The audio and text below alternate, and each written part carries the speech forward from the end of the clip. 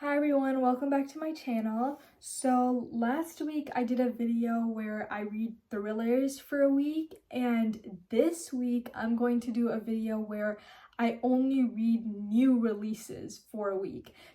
August is like the month for new releases, and there's so many new releases that I'm excited to read, so I thought why not do a video about them. So some of the books that I hope to read in this video, I do not think I'm going to get to them all, but I'm going to sort of mood read. So I'm going to see, am I in the mood for a romance? Then I'll read this romance new release. Am I in the mood for like a thriller or something like that? So some of the books that I want to read in this video are A Thousand Broken Pieces by Tillie. This is the sequel to A Thousand Boy Kisses by Tillie, and I'm so excited for this one. I feel like I'm gonna like it even more than the first book, which I did enjoy quite a bit. So that's definitely a book I want to get to. Next is The Breakup Pact by Emma Lord. There's two authors whose names sound the same, so this is Emma Lord. I've read a bunch of other Emma Lord books, and this is like a fake dating, which is like my favorite trope, so I'm excited to get to this one. This is an adult romance. Then is Silent Sister by Megan David Hizard. This is a YA thriller mystery, and if I'm in a thriller mood, I definitely will pick this one up. And then is 4 Weekends and a Funeral by Ellie Palmer. This is, I believe, an adult romance. And then House of Glass by Sarah Pekkanen. This is, again, this is a thriller, but this is an adult thriller. Then is The Wedding People by Allison Ispatch. I think this either is an adult romance or a literary fiction book. Either way, I'm really excited to read it. And then The Grandest Game by Jennifer Lynn Barnes. This is the fifth book in the Inheritance Game series. I don't know if I'm really excited for this book. I didn't really like the Hawthorne brothers, but I do have it from my library. It finally came, so if I'm in an Inheritance Games mood, I don't know when that will be, but I definitely plan to read this book. And then we have The Fiancé Dilemma by Elena Armas. This is the sequel to The Long Game, but I don't think you have to have read The Long Game if you want to read this book, so I think I'm just going to pick this one up as a standalone. I do believe it is some fake dating, so I'm also excited for that. It's an adult romance. And then finally, literally probably my second or third most anticipated book this year is Such Charming Liars by Karen M. McManus. I've read every single Karen M. McManus book, I believe, and this one just seems so exciting, and it's like a heist, mother and daughter mystery thriller, and I'm so excited. So I think the first book I'm going to read this week is going to be A Thousand Broken Pieces by Tillie. I have it on my Kindle, and I'm super excited to start it, and I will update you guys when I'm 50% through. Hopefully it lives up to my expectations. Hi everyone, so I am around 50% through A Thousand Broken Pieces by Tillie, and my thoughts right now are a little bit like all over the place. I'm not really sure how I feel about the book exactly. It is definitely it's a really sad book. It's grappling with a lot of different topics, and obviously in that aspect of it, I think she's addressing those topics really well. I think the plot is really good.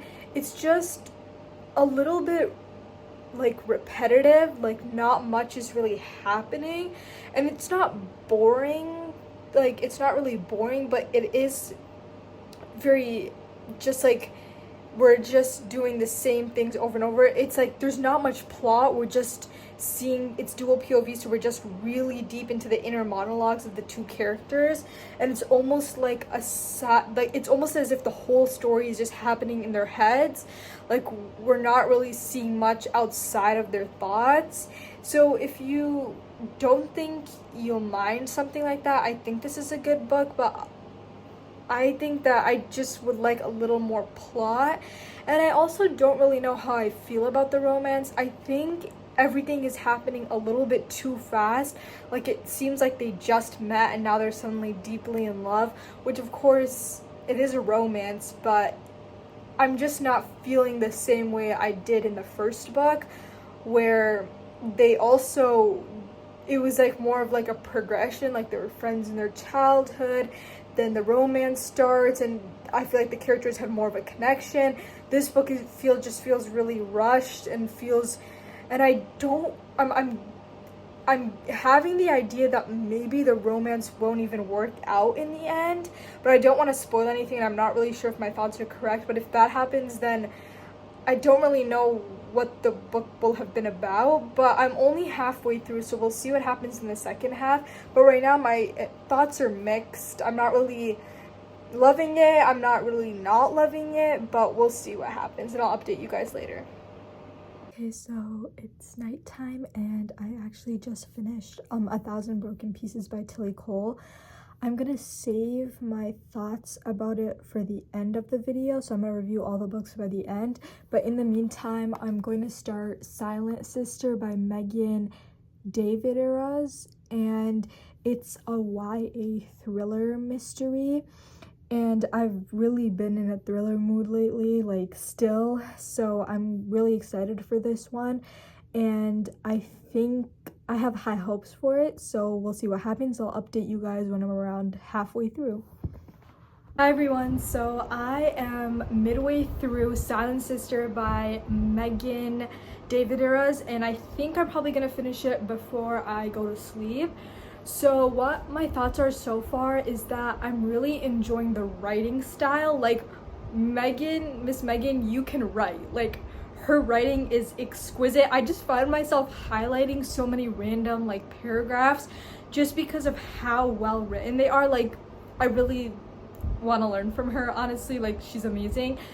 Plot wise, I like that it's dual POV and it's in 2 different timelines, which is good, because I feel like sometimes this is the memory loss trope, and sometimes I feel like that trope can get a little bit boring after a while, because I mean we just don't know enough to like be invested in the story. But the fact that we're getting 2 timelines and dual POV is making it a little bit easier. I'm interested to see how the mystery is gonna go, like the who did it part of it, and I'm also interested to see the character growth that we have a little bit of going on. So yeah, I think I'm gonna enjoy it, and I think that after I finish this book, my next book I'm gonna read is gonna be House of Glass by Sarah Pekkanen. This is another thriller, but this time it's an adult thriller mystery, and I'm excited for that one. So yeah, I'll update you guys when I'm around halfway through House of Glass, and I'll review all the books I've read in this video at the end, so stay tuned to see my ratings and reviews for all the books. Hey everyone, so I know I told you guys I would update you when I was 50% through House of Glass, but I was actually so invested in it, and it was so fast-paced that I stayed up late yesterday and I finished the book. So I'm super excited to tell you guys what I thought about it at the end of the video, but for now I think I'm going to be starting The Breakup Pact by Emma Lord. It's an adult romance book, and it's fake dating, which, if you don't know already, is literally one of my favorite tropes. So I'm excited to start it, and this time I will remember to update you guys when I'm 50% through. So I am halfway through The Breakup Pact by Emma Lord, and right now my thoughts are that it's a little bit boring. It is a good fake dating romance. It's just really boring and really like generic. I'm not really enjoying it that much, but I'm almost done, so I don't think I'm gonna DNF it. I think I'm just gonna keep going, and once I finish it, I think I'm gonna be starting 4 Weekends and a Funeral by Ellie Palmer, and I think that'll be the last book in this video, but I'll update you guys halfway through that one on what I think about it. Okay, so I am updating. I am halfway through 4 Weekends and a Funeral by Ellie Palmer, and my thoughts right now are similar to the last book, The Breakup Pact, is that I'm just thinking that it's like a little bit boring. I think I have higher hopes for this book than the last one, just because it's not solely focused on the romance. There's also a lot of like character growth and like acceptance, and like just like we're getting a lot more of her life aside from the romance, which I think is making the book a little bit more interesting, a little more easy to go through. unlike in the last book, it was like solely focused on the romance, which was making it a little slow and boring. But yeah, I'm excited to continue, and I think I'll be finished with the book today, so then I'll give you guys my official ratings for the 5 books we read in this video. Okay everyone, this is long overdue. I've been so busy. School started today and I've just been preparing for that, but I'm finally going to review all the books that I read in this video. I read 5 books. I have my Goodreads open here with my ratings, and I've had lots of time to think about these books. Well, not really, since I've been so busy, but it's been a while since I finished all these books, so it's finally time to review them. These are my final thoughts on my most anticipated new releases. These are not all my most anticipated, but these are just the ones I mood read, so it's just the ones I was feeling. Obviously, I gave you guys updates in between, but these are my final ratings. So the first book I read was 1,000 Broken Pieces by Tillie Cole. This is the second book in the trilogy for 1,000 Boy Kisses, and I gave this book 3 stars. It's a young adult romance. I did not like it as much as the first book at all. I thought it was a good book, but the parts of the book that I liked the most were the parts that were not about the romance, which was hard because it seemed like the 2 characters met each other at the beginning of the book and literally got together. There was no slow burn here. They got together within the first 20% of the book, and then the rest of the book is just about their romance. But the parts that I liked the best were the parts where they were alone and they were just grieving and learning about how to cope with their, the whole book is about loss, the theme of loss. She lost her sister, he lost his brother. It's about loss, it's about acceptance, it's about how to move on, but also how moving on does not mean that you're letting them go. You can move on but still think about them, still honor them. And I thought if this had been just about one person's experience, they hadn't made it into a romance and it was just a book about a girl getting over her sister's death or a boy getting over his brother's death, it would have been so much better. But that's not to say I didn't enjoy it, though I thought the first book was better, and I don't really think it needed to be in a series. I felt like it could have been standalone. I don't think she needed to promote it as the sequel to the book, even though it was about her, the main character's sister. I feel like it could have been marketed as its own book. But other than that, 3 stars is a pretty solid read. I would recommend it, especially if you're a huge Tillie Cole fan. But just don't expect, a pretty much mostly an insta love story. So I would say don't go into it for the romance, go into it for the themes that it's discussing about grief. Okay, so that's 1,000 Broken Pieces. Next, I read House of Glass by Sarah Pekkanen. This is a thriller. I have not seen anyone talk about it, I don't think, but this is literally probably my most anticipated read on this list. And okay, sorry, for a second I thought that I didn't read this as a part of the video, but I did. So this was probably my favorite book that I read in this video. I rated it 4 stars. It was such a fast-paced book. When I tell you I had some time to read, I think I was up late one day and I was okay, I'll just start this book. I literally stayed up for 2.5 hours and just binged the entire book. It was at midnight and I went to sleep at 3 a.m. But it was so good. Even though I'm not gonna say I didn't predict the ending, but I think you would be able to predict the ending. I think there are people out there, if you read a lot of thrillers, you probably would be able to predict the ending. But it was just the characters, and it was so atmospheric. I was actually feeling chills. I was feeling the thrill. Usually sometimes when I read thriller books, I'm not feeling my heart racing, where I want to go sleep in my sister's room, that kind of fear. This book actually gave it to me.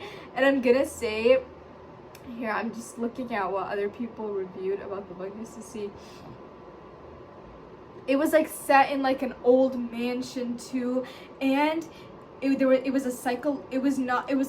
a thriller, and there was also a psychological aspect to it where she's like a therapist, and she's trying, like, not a therapist, she's like a divorce attorney, but she's trying to figure out if the daughter, like, who the daughter should stay with, but the daughter has, like, is being a little suspicious. And I will say it was very creepy, very good.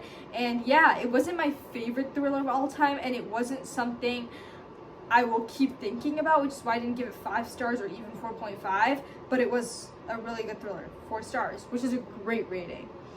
Okay, then we have 4 Weekends and a Funeral by Ellie Palmer. I gave this book a 3 stars. It was a romance book, and it was like your average romance book, except, you know what, I'm just gonna read what okay, so I barely ever write reviews for Goodreads books, but I did for this one just because, I don't know, I wanted to. So I'm gonna read what I said here. So I said, at first this will seem like your classic grumpy sunshine romance. First they're enemies, then they realize they have feelings for each other, then there's the predictable 3rd act breakup, and then finally the resolution. And though the characters' banter was well written and they had chemistry, that was not the main focus of the story. The story was advertised as a romance, and it does have one, but at its core, it's a story of acceptance. Accepting that for one person you may not be enough, but to another you will mean the world. That while some may die, others are allowed another day to live. And most importantly, accepting that you yourself are perfect the way you are. Going through this journey of acceptance with our main character Allison was a heartwarming one, and the romance and friendships that developed throughout the story were merely accomplices to what was the true meaning of the story. So obviously this was like way eloquent than something I could say, like I wrote this.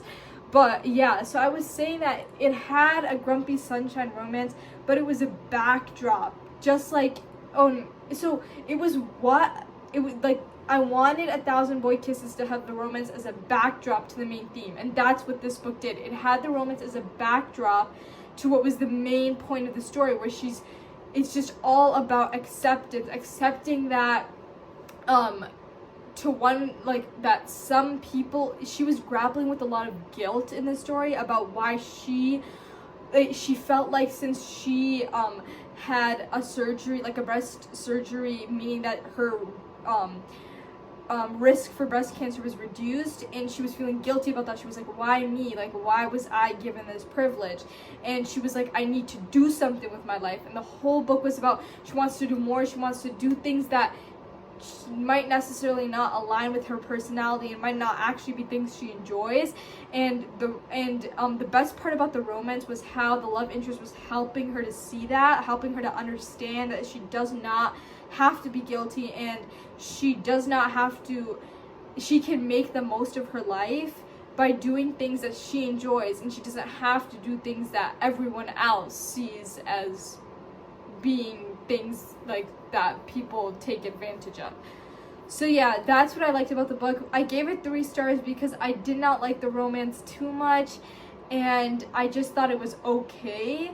But I think if you are struggling with something similar to the main character, the message will really stand out to you.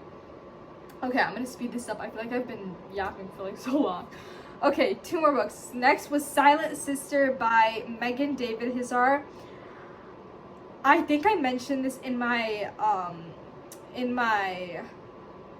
what's it called, my update, but I'm pretty sure this is her debut novel, and I'm so sad because her writing is exquisite. She writes so well, and this book is from the point of view of like 2 sisters, so it's like back and forth, and one sister like is a writer. She like writes poetry, and obviously the author is writing it, and it was so good. I was highlighting pages of this book, and honestly, I'm gonna say this is a YA thriller, but more than the thriller aspect of it, it was the writing that I was enjoying the most. I gave this story 3 stars.